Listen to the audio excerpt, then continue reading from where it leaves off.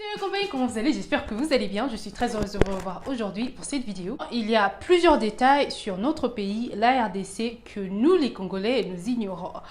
C'est dans cette rubrique Histoire, je vais vous parler de deux personnalités ou de deux personnages qui figurent parmi ceux-là même qu'on appelle les pères de l'indépendance de la République démocratique du Congo.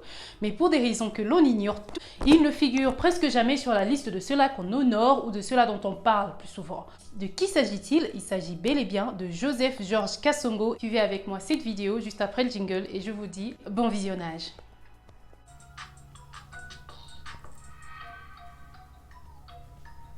Joseph Georges Kassongo est né le 25 décembre 1919 à Dar es Salaam en Tanganyika. Sa famille faisait partie de la tribu Kusu de l'ethnie Tetela et venait du village de Lukonge, chefferie à Luba, territoire de Kimbombo, dans le Maniema au Congo belge. En raison de l'origine musulmane de sa famille, Kassongo était un fervent partisan de l'anticléricalisme. Selon le dictionnaire, c'est l'opposition à toute immixtion ou mélange, si vous voulez, du clergé dans la politique. Donc, il s'opposait à l'influence politique de l'Église catholique au Congo. Il a effectué 3 années d'études commerciales et 4 années d'études juridiques. Par la suite, il a travaillé comme un homme d'affaires et avocat auprès des tribunaux indigènes de Stanleyville à Kisangani. Ce dernier incluait le travail de secrétaire du tribunal.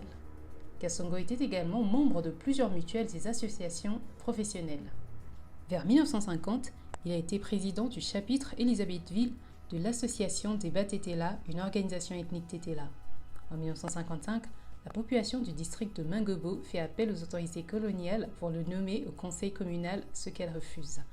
L'année suivante, Kassongo est élu au comité central du cercle belge-congolais et en est le secrétaire adjoint. En février 1958, il est nommé huissier du tribunal territorial de Stanleyville par l'administrateur territorial local. En 1957, l'administration coloniale belge a institué des réformes qui vont permettre aux élections municipales et la formation des partis politiques. L'année suivante, Patrice Lumumba, un ami proche de Kassongo, a créé le mouvement national congolais, une organisation nationaliste, et l'a chargé, ainsi que plusieurs autres, de former un comité central. Le 15 mai 1959, Kassongo est élu président du chapitre de la province orientale du MNC. Se révélant être un propagandiste efficace, il a réussi à entendre l'influence du MNC dans toute la commune de Stanleyville, les villes voisines et certaines localités de la province du Kivu. En octobre, il a participé à un congrès nationaliste à Stanleyville et en décembre, il est élu conseiller communal de Mangebo avec 776 voix contre 146 pour son adversaire. Les troubles civils qui ont fait surface au cours de l'année ont amené le gouvernement belge à organiser une table ronde à Bruxelles pour discuter de l'avenir politique du Congo. Kassongo a été invité à y assister en tant que délégué du MNC, mais a menacé de boycotter la conférence à moins que Lumumba, qui avait été arrêté et emprisonné, ne soit également autorisé à y aller. Le gouvernement belge a fini par céder et tous deux assistèrent à la conférence. Kassongo a siégé au bureau de la conférence. Les Belges et les Congolais ont parvenu à un accord selon lequel le Congo obtiendrait l'indépendance le 30 juin 1960. Des élections générales pour un parlement nouvellement constitué a eu lieu en mai. Aux élections de mai, Kassongo a remporté un siège à l'Assemblée nationale sur un ticket du MNC en tant que représentant de la circonscription du Haut-Congo avec 2429 voix. Le 21 juin, l'Assemblée nationale l'a choisi pour être son premier président, battant Jean Bolikango avec 74 voix contre 58. Il a présidé la session conjointe du Parlement qui a élu le premier chef de l'État du Congo. Et la cérémonie officielle d'indépendance du pays a eu lieu le 30 juin 1960 au Palais de la Nation, qui comprenait les discours controversés d'indépendance du Congo du Premier ministre Lumumba. Kassongo a également présidé la commission constitutionnelle de l'Assemblée nationale. Le 9 juillet, il se rend à Stanleyville pour aider à superviser l'africanisation de la garnison de l'armée locale. Vers ce mois-là, il a voyagé avec Lumumba au siège des Nations Unies aux États-Unis. Le 5 septembre, le président du Congo, Joseph Kasavubu, a licencié Lumumba, mais Lumumba a refusé de quitter ses fonctions. Kassongo a joué un rôle clé en tentant de réconcilier les deux pour éviter une impasse politique. Le 14 septembre, Joseph Désiré Mobutu a lancé un coup d'État qui a renversé Lumumba du pouvoir et a ajourné le Parlement. En octobre, Kassongo a été nommé membre d'une commission réunie par Lumumba chargée de gérer les relations avec l'opération des Nations Unies au Congo.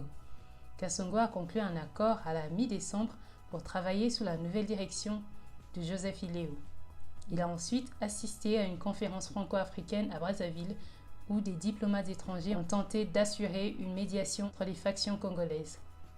Cependant, en janvier 1961, le gouvernement des commissaires de Mobutu s'effondrait en raison des problèmes financiers et Kassongo demanda avec colère que Lumumba soit rétabli au poste de Premier ministre.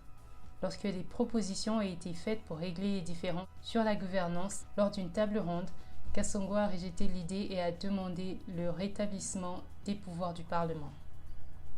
Au lieu d'assister à la conférence de la table ronde de Léopoldville plus tard ce mois-là, il a envoyé aux participants un mémorandum. Le 17 janvier, Lumumba a été tué au Katanga. Sa mort a été annoncée en février. À la mi-février, les Nations Unies ont établi un programme par lequel des cibles politiques potentielles pourraient demander une protection militaire dans des installations désignées. Kassongo a été la première personne à s'adapter au service. Le vice-premier ministre Bodikango lui a personnellement demandé de retourner dans sa résidence sous la protection du gouvernement, mais Kassongo a choisi de rester avec sa famille dans un établissement gardé. En juin 1961, il se rend à Stanleyville pour retrouver ses alliés politiques.